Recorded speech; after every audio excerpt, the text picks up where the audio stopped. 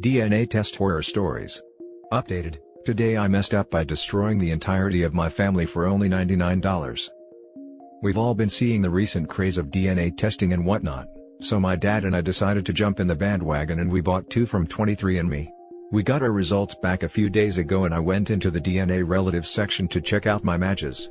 At the top, it listed my dad as only sharing 29.2% DNA with me and being predicted to be a half-brother, which is impossible. This didn't make sense to me since we also shared a paternal haplogroup and we just look so alike, so he was definitely my father. My cousin also had taken the test a while back and she shared 24.6% with me, also predicted to be my half-sibling. We're supposed to share around 12%, being first cousins. I couldn't think of a genetic relationship that would explain what I was seeing and I had doubts in the accuracy of the percentages, so I made a on r/23and, asking for help. Basically, the shared percentages are extremely accurate and highly unlikely to be false. The only realistic explanation for what I was seeing was that my uncle, my cousin's father and my dad's brother, is my father. Reality hit me in the face like a flying bag of bricks. All the dots lined up and I felt a sense of loss. I sat in my room for an hour just in shock and then I had a feeling of anger come over me. I needed some freaking answers. Without even thinking, I rushed out of my room and confronted my mother downstairs. My mom is a businesswoman and is often away on business trips. She had no idea my dad and I had done one of these tests since she was away on a trip, and just got back. My mother and I never had a traditional relationship. She was always focused on her work and my dad ended up mostly raising me. My irrational self didn't even sugarcoat it. I asked her if she cheated on dad with Uncle David, name changed for obvious reasons. I have never seen the color drain from someone's face so quickly. She looked dumbfounded and then mumbled, "What kind of question is this? Of course not." I told her everything, the test, percentages, DNA matches, all of it.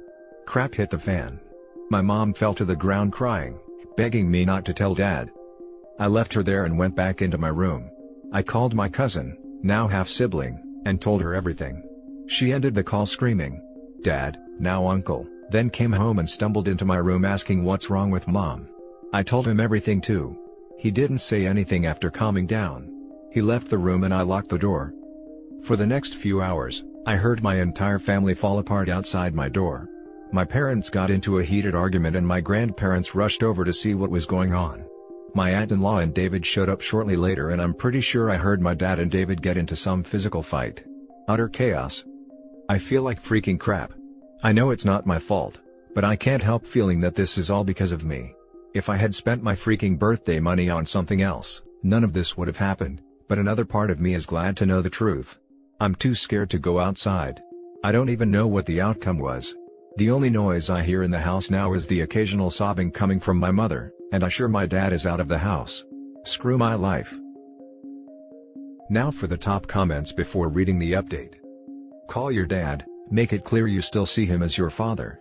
Could really help him out. I'd say the dad is the main victim here, with the double betrayal and the fact that his offspring is not truly his. That probably shakes something deeply engraved by our evolution. As for OP, I totally understand your anger over the lie, but consider the messed up fact that you wouldn't exist if it hadn't happened. Yeah, his brother slept with his wife and made his son, and lied about it for 19 years. Not sure that I could ever forgive either of them. The kid you raised is your son so you make it work with him, but the wife clearly knew. I'd have to talk to the brother and see if he knew. Is it wrong to ask for an update? Very curious how everything turns out. Your dad realizing his isn't your dad but your uncle, grandparents now involved, it's all such a weird situation. Your dad realizing his isn't your dad but your uncle. And your uncle realizing his isn't your uncle but your dad. That one is still questionable. He probably knew. The only person at fault is your mother and uncle. She and him are the ones who cheated and lied. You don't need to feel guilty about exposing their guilt. Also, your real dad is the guy who raised you, not the guy whose genes are more similar. He may have been your father boy, but he ain't your daddy. And now for the update. Back to where we were. I eventually left my room, called my dad and he was actually at the hospital with my grandmother. She couldn't handle the situation and had a heart attack right when she went home. I knew my mother was still in the house, but I left her there, again, without saying a word and went to the hospital. I got to the hospital, saw my grandmother, She's in stable condition, and then sat down with my dad to talk. First thing we told each other was that this situation didn't change our relationship. He was still my father and I was still his son. I got the confirmation of my dad and David getting into some altercation. Dad told me he messed him up really hard. My mother had told my dad that she was drunk and David forced her. The only reason she had not told anyone was out of fear of destroying my father's family. Dad then suggested going to the police. She refused, and then started to slightly change her story, making my dad doubt her claim. That's when David and everyone else came over. David claimed my mother was lying to save her own butt, and that they had consensual intercourse. As of now, my dad and I have no idea who to believe. He says his relationships with my mother and David had always been good. He's not sure what to do. David's wife is filing for divorce since this occurred after they were married. My cousin is holding up all right, although she's still pretty shaken up. My dad and I have been staying with my grandparents for the past week until we figure out what to do. Any advice would help. Thank you. Sorry if this sounds rushed. I typed this on my way to class.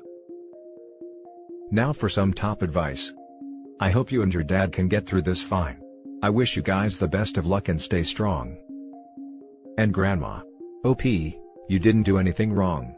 These tests are not your fault. People are no longer allowed to get away with no consequences for their actions, even when those actions were long ago. I'm sorry this happened to you. I can't imagine what you're feeling over what happened in the past or how it will affect the future. What none of us wants is for you to place and accept the blame for actions you did not initiate. The people responsible need to accept that blame and responsibility. Extend yourself some grace. You deserve it. And cousin and aunt. Even they didn't do anything wrong. It affected them as much as it affected OP and his dad. As cliché as it sounds, therapy is probably a good idea for you and your dad. This is a pretty heavy situation to digest. The fact that you and your dad have already established that you don't want this to change your relationship is a really positive sign. He is your dad and you are his son, despite what a DNA test says. Obviously, it's up to you guys to decide how to proceed with your mom and your uncle. I think your mom needs to be completely honest about her relationship with David, if she wants any chance at reconciliation. At the very least, she owes everyone the truth. Therapy is almost never a bad thing.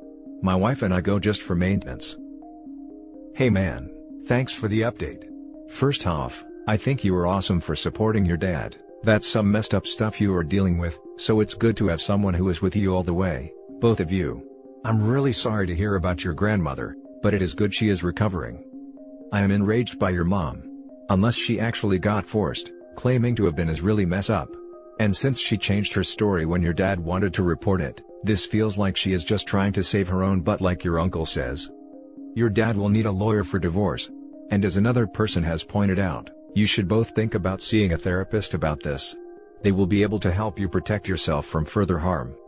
If I was in your place, I would also not speak to my mom and uncle for now. They seem only concerned about themselves and will likely try to manipulate you in some way. I wish you and your family, whoever you still want to be part of it, all the best going forward. Good luck. I am enraged by your mom. Unless she actually got forced, claiming to have been is really messed up. Same. Reprehensible thing to do. Now for the next story. Updated, today I messed up by getting a DNA test and revealing a family secret. I've always been interested in doing one of those at-home kits that tell you your ethnicity estimates. My mother has, for many years, claimed that her own great-grandmother was completely Native American, and I recently learned that this is apparently something common for Southerners to claim, but that it is rarely true. I finally went ahead and bought one of the kits, because there is nothing I enjoy more in life than proving my mother wrong. Fast forward a few weeks. I get my results. I am 0% Native American, which isn't exactly shocking. The real surprise comes from the fact that I am also 0% Eastern European. This probably wouldn't mean much for most people, but I happen to be Polish. Or at least, I thought I was. I have an unpronounceable, very Polish last name. My great-grandparents were Polish-speaking immigrants. My paternal grandfather himself spoke Polish as a child. My first thought was that the test was a mistake. My results came over a week before the projected arrival date, and I knew I should be somewhere around 25% Polish/Eastern European. So maybe there had been an error somewhere at the lab. I started digging around through my DNA relative matches. I had matched with an extended cousin with my mom's maiden name, living in the state that she grew up in. So, The DNA analyzed was definitely mine, and this was not a switch tube situation. There were only two possible explanations: either my own dad was not my biological father, or my Polish grandfather was not the biological father of my dad. I look a lot like my father, so it seemed unlikely that we were not related. However, there was no strong family resemblance between my dad and his own father. In fact, my grandfather and many of his siblings had we'll call it, striking nose that my sister and I had often rejoiced in not inheriting. Also, my paternal grandparents had a disastrous marriage and bitter divorce. An affair did not seem out of the question. My paternal grandfather died over 10 years ago, but my paternal grandmother is still living and I gave her a call. It took a while for me to fully explain the DNA testing to her. She's 87, but we got there. She denied it and tried to explain the unexpected results with a long ramble about migrating European tribes before I was finally able to make her understand that I would be able to test relatives from the Polish side of the family, and determine whether or not I was actually related to them. She told me that she didn't think that was a good idea, and I should think about it before contacting anyone. I think I knew right then, but it was not until today, 2 days later, that she finally admitted it to my sister. My father had been lied to his entire life about his biological father. So, who is my actual paternal grandfather? To be determined. My grandmother promised my sister that she will tell the two of everything when my sister gets into town for Christmas. She requested that we not tell anyone until then. It's too late, my sister already told everyone. Now for the top comments before reading the update. I think a lot of people would be astonished to see their true genetic family tree overlaid on their historical one. I found out I was a doorstep baby, and the lies running through the generations before ours are mind-boggling. I just got a DNA test. I had the choice of making my results private or public. There was a warning that if you make the results public, you might discover previously unknown relatives.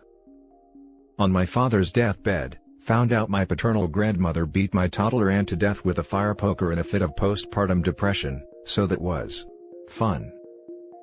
Oh God. I feel like I should say something. I'm a high school science teacher, and about 15 years ago, I spent a year teaching science in Bogotá, Colombia at a private school. Rich kids, raised in Spanish and English. Great kids in fact. I was teaching genetics with one group and we were looking at blood types. Unlike North America, identification in Colombia includes blood type. Seriously, this is a great idea for emergency situations. No idea why it isn't here. So it's common for people to know the blood types of their entire family. We did blood tests in class and the students were able to see that it matched up with their ID info. We then used this info with their family's blood types to look at pedigrees. One of the girls in the class came up to me after class with a concern. I don't remember the exact blood types, but her parents' blood types didn't fit. Basically, there was no way her dad was her dad. I fumbled through some BS possibility of a mutation, but I learned my lesson. Never again will I have students do blood type pedigrees with their families. This literally happened to an old science teacher named Mr. Wolf from our school. He did it in the 90s and accidentally outed an adopted girl who didn't know her parents weren't biologically her parents. He never did the finger prick tests for blood types again. And now for the update. In my previous post, I said that my grandmother promised to tell all when my sister comes to town next week. Officially, that is still the plan, but my sister, who apparently missed her calling as a special prosecutor, got my grandmother to admit to her over the phone the story of what actually happened. And it is interesting. Without going too much into my family history, when I first noticed the inconsistencies in my DNA test, I had an early idea who might be my bio-paternal grandfather. Basically, my grandmother had a long-time family friend that she had known even before my grandfather. PG, to try and distinguish between the two men, I am going to refer to them as PG for Polish grandpa, and BG for bio-grandpa. She and this friend maintained contact for years and years, all the way until both of their spouses had died and they married each other.